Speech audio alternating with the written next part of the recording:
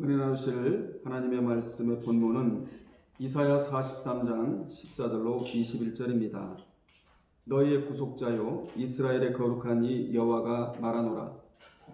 너희를 위하여 내가 바벨론의 사람을 보내어 모든 갈대아 사람에게 자기들이 연락하던 배를 타고 도망하려 내려가게 하리라. 나는 여호와 너희의 거룩한 이요 이스라엘의 창조자요 너희의 왕이니라. 나 여호와가 이같이 말하노라. 바닷 가운데의 길을 큰 물 가운데의 지름길을 내고 병거와 말과 군대의 용사를 이끌어 내어 그들이 일시에 엎드러져 일어나지 못하고 소멸하기를 꺼져가는 등불 같게 하였느니라. 너희는 이전 일을 기억하지 말며 옛날 일을 생각하지 말라. 보라 내가 새 일을 행하리니 이제 나타날 것이라. 너희가 그것을 알지 못하겠느냐. 반드시 내가 광야의 길을 사막의 강을 내리니 장차 들짐승 곧 승냥이와 타조도 나를 존경할 것은 내가 광야의 물을 사막의 강들을 내어 내 백성 내가 택한 자에게 마시게 할 것임이라. 이 백성은 내가 나를 위하여 지었나니 나를 찬송하게 하려 함이니라. 아멘. 이 시간에는 새 역사의 비전이라는 제목으로 함께 은혜 나누겠습니다. 본문은 여호와께서 자신의 백성들에게 행하실 새 역사의 비전에 대한 말씀입니다. 오늘 여러분은 본문의 말씀을 나에게 주시는 말씀으로 여김으로 내년에는 나의 삶에도 여호와께서 새 일을 행하실 새 역사의 비전을 갈망하며 이 비전이 반드시 나에게 이루어지기를 갈망하는 마음으로 말씀을 경청하시기를 바랍니다. 하나님은 세계의 역사의 물줄기를 틀어 그 방향을 바꾸시는 분이신데 그 중심에는 언제나 자기 백성들이 있었습니다. 즉 믿음을 지키고 남은 자가 있었다 그 말입니다. 하나님은 언제나 그 백성의 삶을 풍요롭게 해주시기를 원하시며 새 역사의 비전을 주시기를 원하셨다 그 말입니다. 그러면 하나님의 새 역사의 비전은 무엇입니까? 첫째, 믿음 지킨 자들을 중심으로 새 역사를 이루시기를 원하신다는 것입니다. 14절에 먼저 그런 말씀이 나오는데 하나님께서는 본문에서 이스라엘을 바벨론 포로에서 해방시키기 위하여 행하실 비전을 구체적으로 말씀해 주셨습니다. 하나님은 너희를 위하여 내가 바벨론의 사람을 보내어 모든 갈대아 사람에게 자기들이 연락하던 배를 타고 도망하여 내려가게 하리라고 말씀해 주셨습니다. 여기서 하나님께서 바벨론의 사람을 보내신다는 것은 페르시아 군대를 보내신다는 말씀입니다. 다시 말해서 페르시아 군대를 동원하여 바벨론을 치시겠다. 내가 가만두지 않겠다. 이렇게 말씀하시는 거예요. 그렇다면 하나님께서 이러한 일을 행하시는 이유가 있지 않겠습니까? 그 이유가 무엇이냐면 바벨론에서 믿음을 지킨 너희를 위하여 라고 말씀하십니다. 믿음을 지킨 너희를 바벨론에서 빼내기 위하여 페르시아 군대를 어디에 보내? 바벨론에 보내어 그들을 치시겠다 이렇게 말씀해 주셨어요. 이같이 바벨론이 멸망한 데에는 하나님께서 자기 백성을 구원하기 위하여 행하신 일이었던 것입니다. 사실 본래 페르시아, 오늘날로 말하면 이란인데 이 페르시아는 바벨론을 상대할 수 있을 만큼의 강성한 나라가 아니었습니다. 페르시아는 안산이라는 지역, 경기도 시흥에도 안산이 있잖아요. 경기도 시흥이 아니고 경기도 안산이 있잖아요. 이렇게 이 안산이라는 지역을 중심으로 발흥한 작은 나라였기 때문입니다. 그렇게 작은 나라가 강한 나라를 쳐서 정복함으로써 페르시아 제국을 세울 수 있었던 것도 하나님께서 자기 백성들을 건져내시기 위한 새 역사의 비전이었습니다.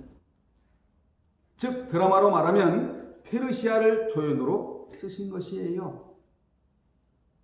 하나님은 언제나 주연을 쓰시려고 조연들을 많이 등장시킵니다. 이러한 대목에서 여러분은 이왕이면 조연으로 쓰임 받지 마시고 주연으로 쓰임 받는 분들이 되시기를 주님의 이름으로 축복합니다. 조연이 있고 주연이 있잖아요. 이왕이면 주연으로, 주연급으로, 주인공으로 쓰임 받으면 얼마나 좋겠습니까?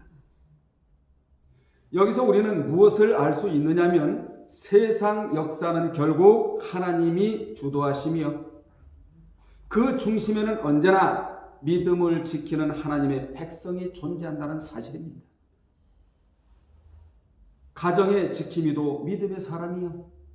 교회의 지킴이도 믿음의 사람이 존재한다는 것이에요.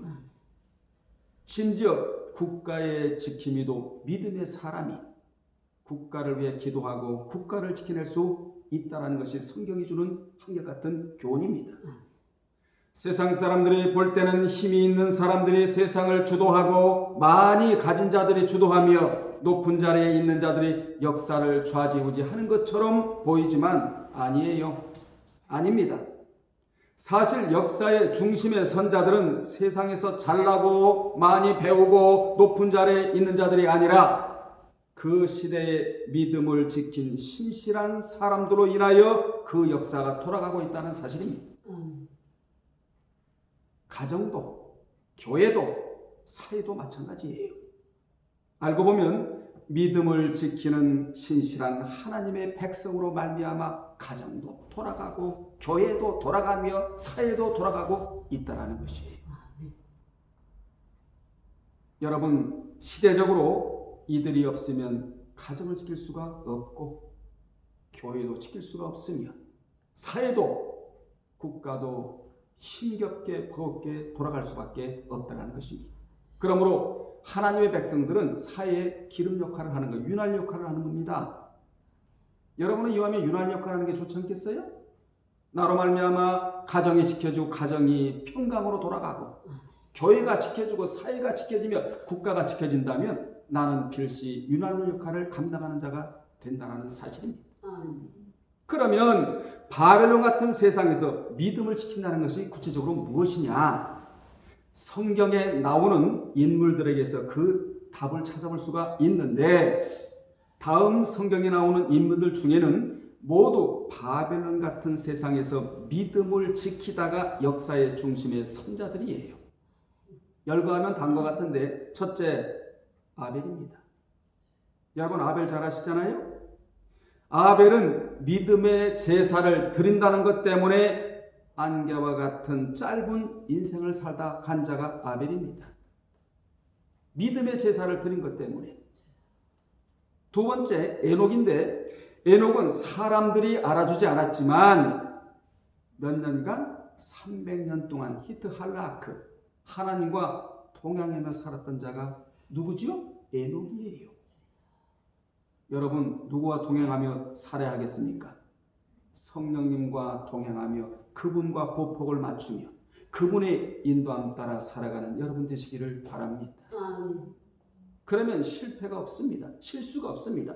승리입니다. 성공입니다. 그분이 가자 따라 나서면 되는 것이고 그분이 앉으라 앉으면 되는 거예요. 서라 서면 되는 겁니다. 그래서 순종은 최후의 믿음의 테스팅이다 그렇게 말을 하고 있는 거예요. 순종이 동행 아니겠습니까? 세 번째로 노아인데 노아는 모든 사람이 죄악으로 물들고 심지어 땅까지 죄악으로 물든 가운데서도 그 많은 경건한 삶을 살았다고 하나님의 평가를 내려주셨어요. 이런 사람도 있다는 것이지요. 마지막 네 번째로 아브라함인데 아브라함은 불신과 죄악과 우상 숭배가 난무하는 갈대아 우리에서도 거룩하신 하나님의 부르심을 받고 믿음의 순례길을 행합니다.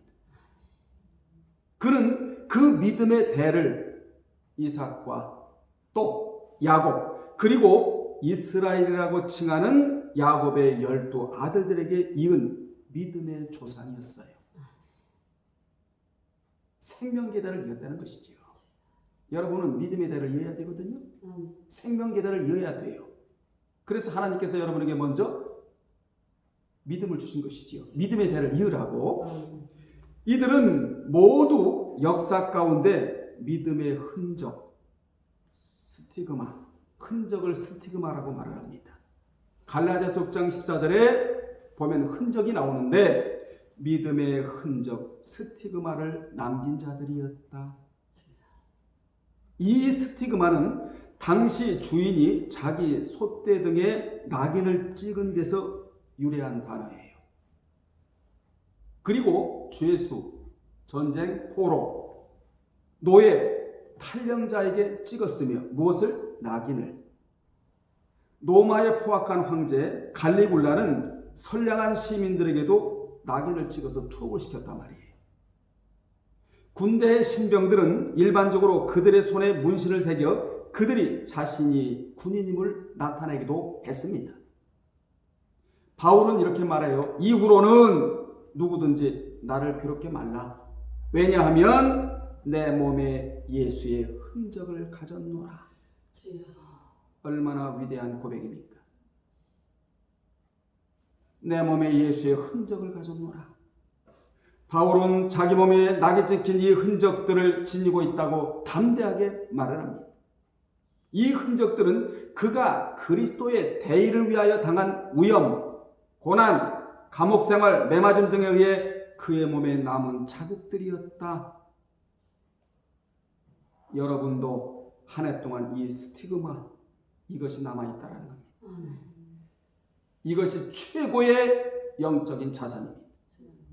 세상에서도 자산가가 있듯이 영적인 세계에서 자산가가 있거든요. 이마의 자산이 있고 말씀에 대한 묵상력을 이마의 자산이라고 말하고, 가슴의 자산이 있잖아요. 말씀을 가슴에 차곡차곡 쌓아둔 것이 가슴의 자산이고, 또 스티그마, 이것은 최고의 영적인 자산이에요. 한 해 동안 믿음을 지키느라고 때로는 손에 가시로 찔린 것 같은 흔적이 여러분에게 있지 않습니까? 봉사의 흔적이 있습니다. 헌신의 흔적이 있습니다.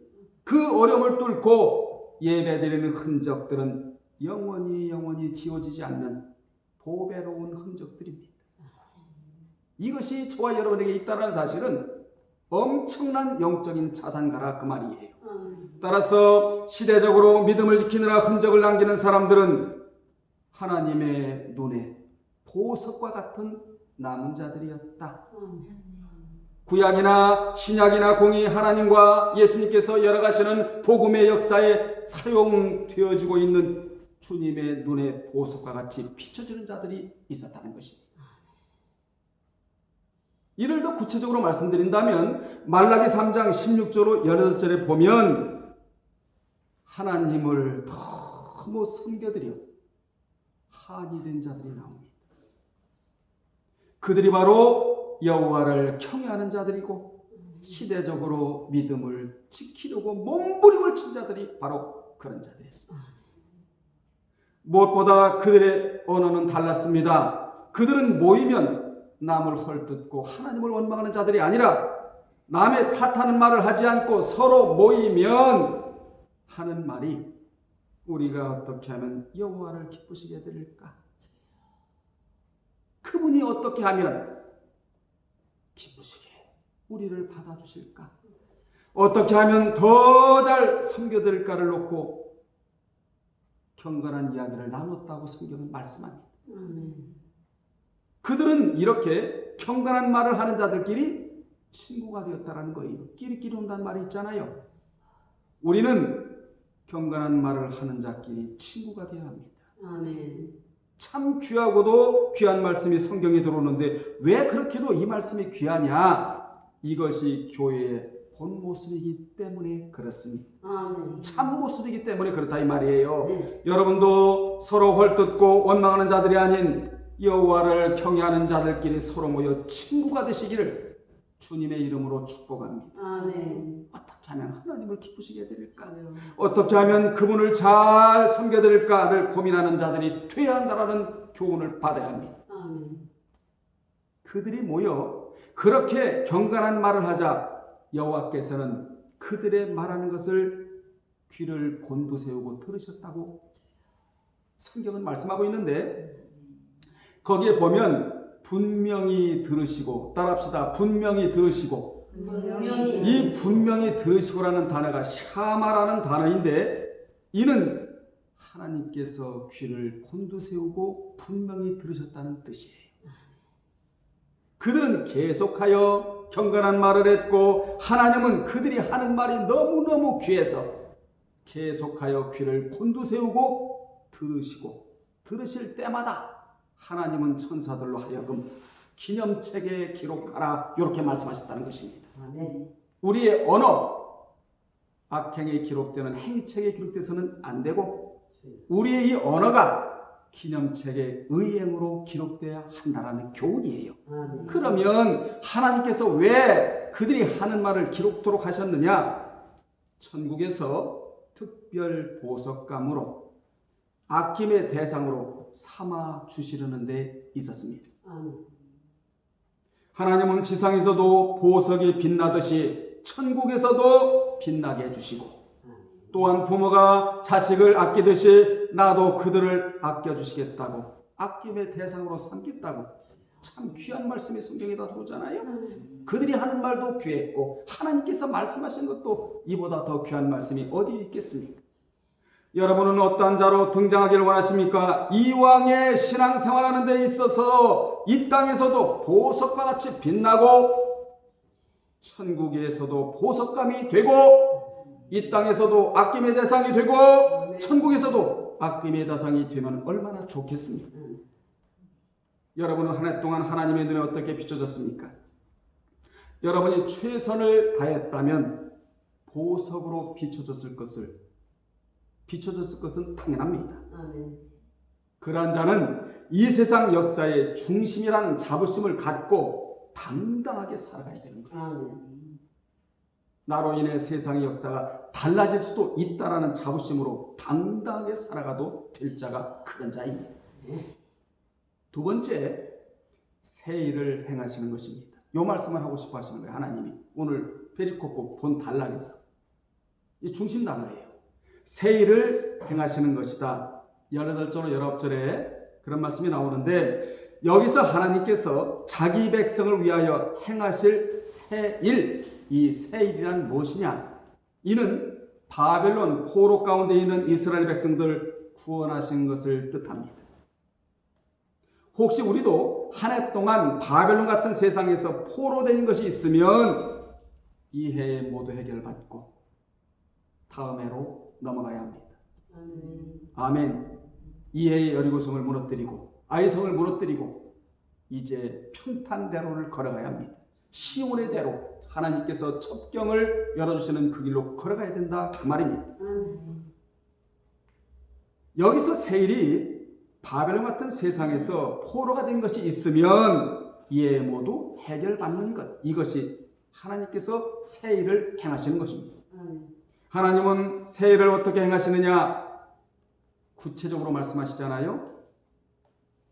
어디에서? 이사야 44장 3절로 4절에서 하나님께서 새 일을 행하시는 것에 구체적으로 말씀해 주시는 내용인데 거기 보면 하나님은 목마른 자에게 물을 주며 마른 땅에 시내가 흐르게 하며 하나님의 영, 거룩한 영, 홀리 스피리트, 하나님의 영을 내 자손에게 하나님에게 있는 복을 내 후손에게 주리니 그들이 풀 가운데에서 솟아나기를 시냇가에 버들같이 할 것이라고 구체적으로 하나님께서 하시는 새 일, 이 일에 대해서 말씀해 주셨습니다.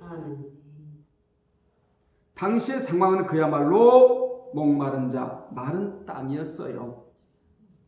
여기 목마른 자, 마른 땅은 나라를 잃고 이방의 포로가 되어 아무 소망도 가질 수 없었던 이스라엘을 상징합니다. 마른 뼈 같았다 이 말이에요. 에스겔의 말함, 에스겔로 우리가 비유한다면 실로 그들은 뜨거운 사막을 가다가 물이 없어서 갈증으로 인하여 탈진한 사람과 같았으며 오랫동안 비가 내리지 않아서 완전히 말라 굳은 땅과 같이 되었습니다.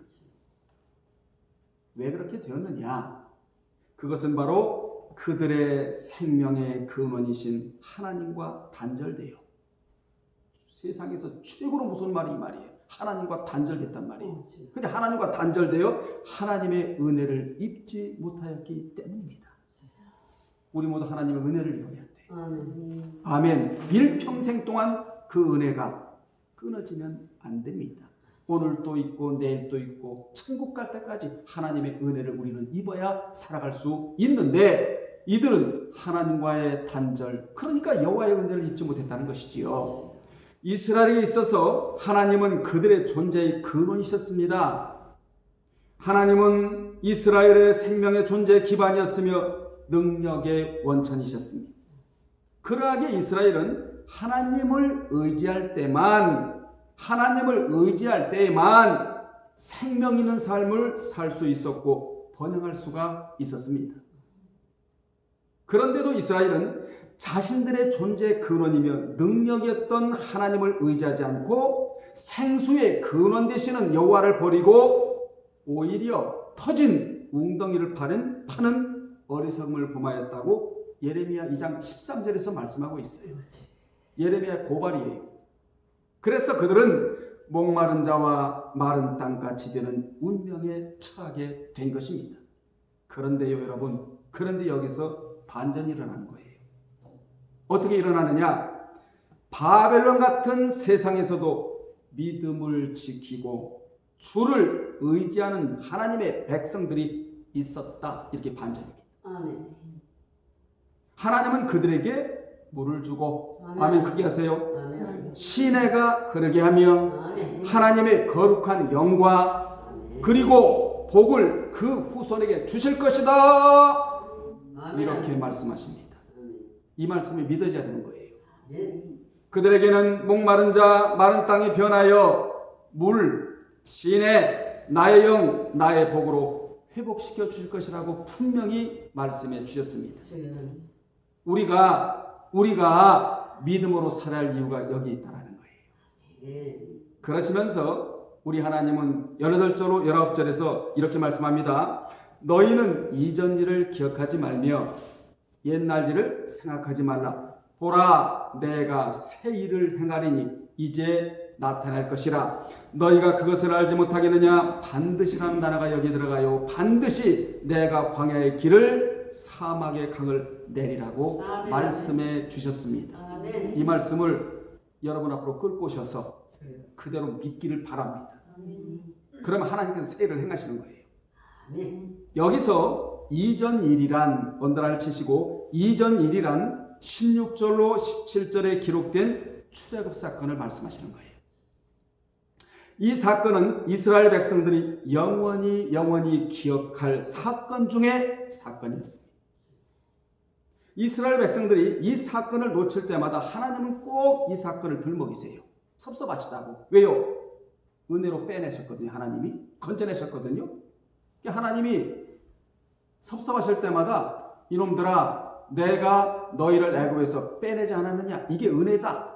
쓴 나무를 먹고 너희들이 나오지 않았느냐? 쓴 것은 기억이 되잖아요. 이 말씀을 하셨는데, 그런데 여기서 하나님은 이상하게도 그처럼 놀라운 사건을 기억하지 말라고 하시는 거예요. 이 자리에서. 왜 기억하지 말라고 하시느냐? 이는 곧 하나님이 그들을 위하여 이전 일보다도 훨씬 더 큰 놀라운 일을 행하실 것이기 때문이라는 것입니다. 하나님께서는 우리가 상상할 수 없는 구원 사역을 행하시겠다고 말씀해 주신 자리가 이 자리예요.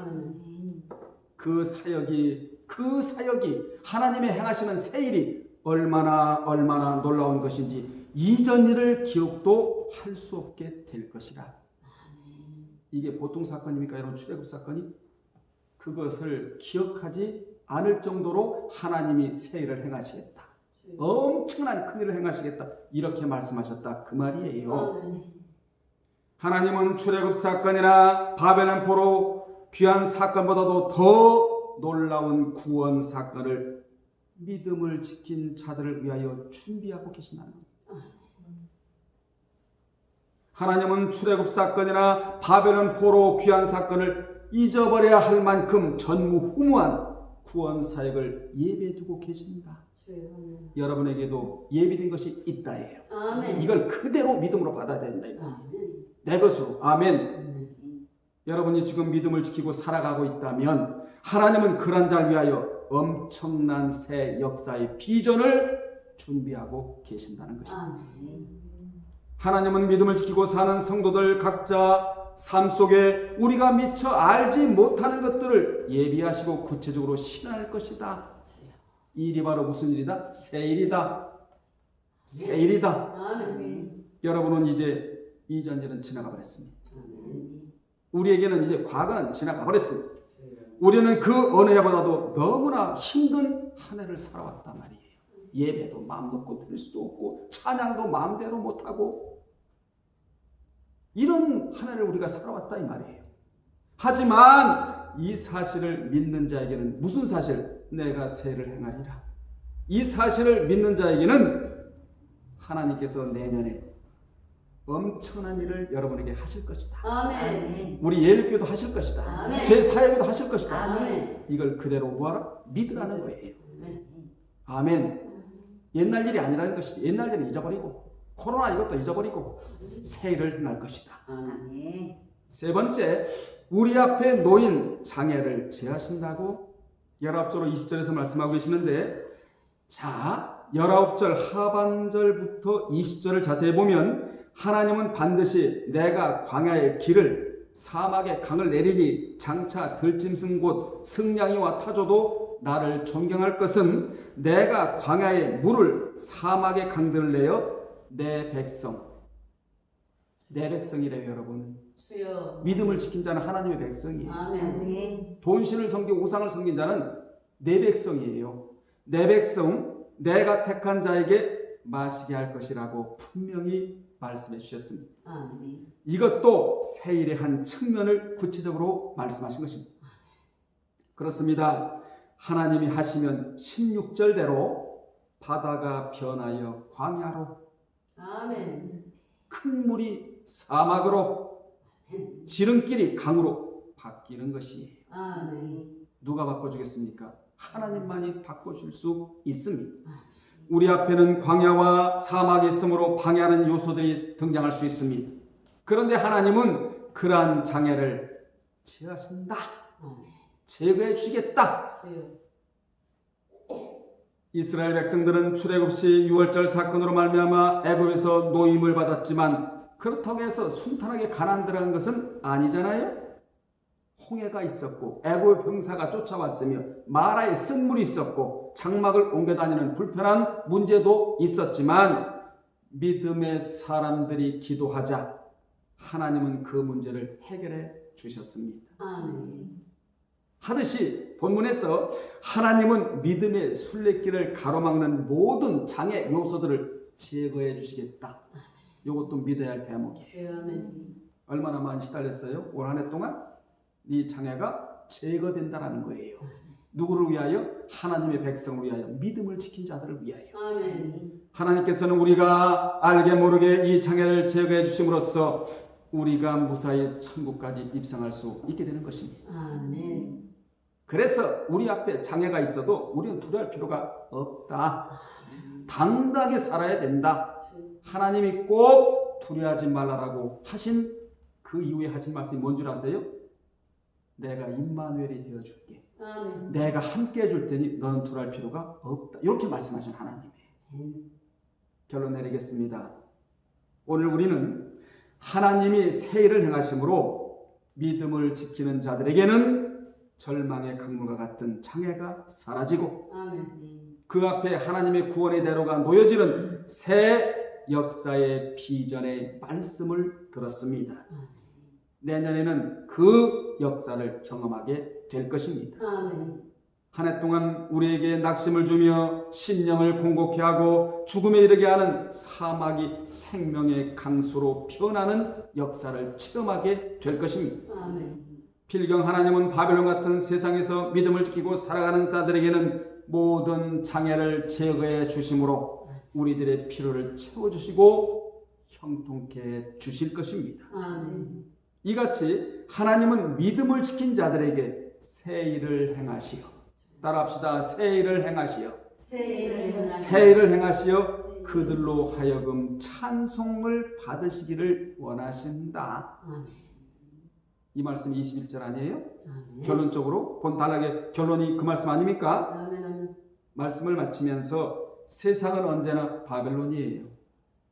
장애가 있고 사탄이 있고 마귀가 있고 귀신이 있고 전갈이 있고 그리고 유혹이 있고 이게 바벨론 세상 아닙니까? 그 가운데서도 믿음을 지키고 살아야 할 우리이다. 왜냐? 그러한 자에게는 반드시 회복의 역사가 있다라는 거예요. 내년을 기대합시다. 아멘. 올해 잘 마무리하시고 내년에는 우리 하나님이 여러분에게 새 일을 행하실 것입니다. 아멘. 기도하겠습니다. 우리 하나님 아버지, 과거는 지나갔습니다. 미래가 우리 앞에 다가옵니다. 우리 하나님 올 한 해 동안에 해결되지 못한 문제들 해결하여 주시옵시고 내년 한 해 동안에는 형통케 되는 은혜가 있기를 원하나이다. 아멘. 새해를 행하시는 우리 하나님을 찬양합니다. 반드시 우리 가정의 교회, 이 나라의 민족의 새해를 행하실 하나님의 은총이 역사로 펼쳐질 줄로 믿사오며 예수님의 이름으로 기도합나이다. 아멘.